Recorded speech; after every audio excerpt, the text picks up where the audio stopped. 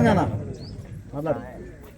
రోజు పంచాయతీ ఎలక్షన్ లో భాగంగా వెంకటాద్రిపాలెం గ్రామానికి విచ్చేసినటువంటి మన మాజీ శాసనసభ్యులు నల్లమూరి భాస్కరరావు గారికి, ఇక్కడికి వచ్చినటువంటి గ్రామ పెద్దలకు, బీఆర్ఎస్ పార్టీ కార్యకర్తలకు, నాయకులకు, అక్కలకు, చెల్లెలకు, అమ్మలకు, పెద్దమ్మలకు, అన్నలకు, తమ్ములకు అందరూ కూడా పేరు పేరున హృదయపూర్వక పాదాలు వందనాలు తెలియజేస్తూ, మనం కత్తెర గుర్తుపై ఓటేసి గెలిపించాల్సిన ఆవశ్యకత ఎంత ఉన్నదనేది మీకు కొన్ని చిన్న విషయాలు చెబుతాను, గుర్తుపెట్టుకోండి.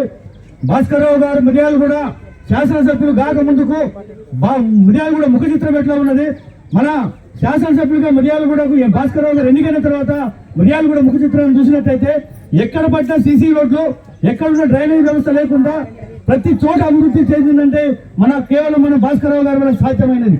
ఇవాళ అనేక పథకాలని, ప్రభుత్వ పథకాలను అమలు పరచడంలో ముందున్న వ్యక్తి ఎవరంటే భాస్కరరావు గారు. భాస్కరరావు గారు ప్రతి కుటుంబాన్ని కూడా ఆదరించిన వ్యక్తి.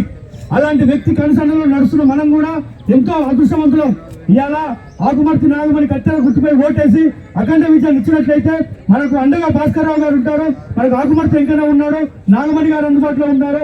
మనకు ఈ 5 సంవత్సరాలు పరిపాలించినటువంటి అశోక్ రెడ్డి గారి గురించి మనం చెప్పగానే చెప్పొచ్చు. ఇవాళ భాస్కరరావు గారు మేము ఎక్కిన తర్వాతనే దగ్గర 4.5 కోట్ల రూపాయలు తీసుకొచ్చి వెంకటాద్రిపాలెం గ్రామాన్ని అన్ని రకాలుగా అభివృద్ధి చెందినారు. ఇలా ఎక్కడ చూసిన సీసీ రోడ్డు, గతంలో మురుగు కాలువలు, మురుగు రోడ్లు, కనీసం డ్రైనేజీ వ్యవస్థ లేకుండా ఇంటి ముందర మురుగు వాసన వచ్చి ఇబ్బందులు పడే కాలం.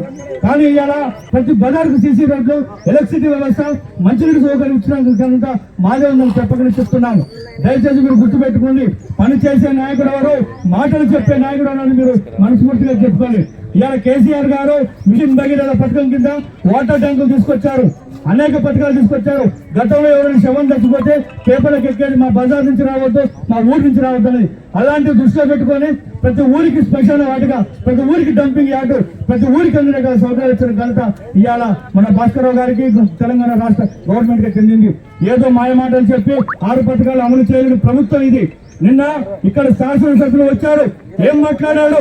గడిచిన 2 సంవత్సరాల కాలంలో వెంకటాద్రిపాలెంలో మీరు ఏ ఒక్క పని చేసినారా? కనీసం తట్టడి మట్టి ఏ పద్ధతిలో గురించి చెప్పాలని చెప్తున్నారు. ఎక్కడ మీరు డ్రైనేజ్ చేసినారు, ఎక్కడ మీరు రోడ్ చేసినారు?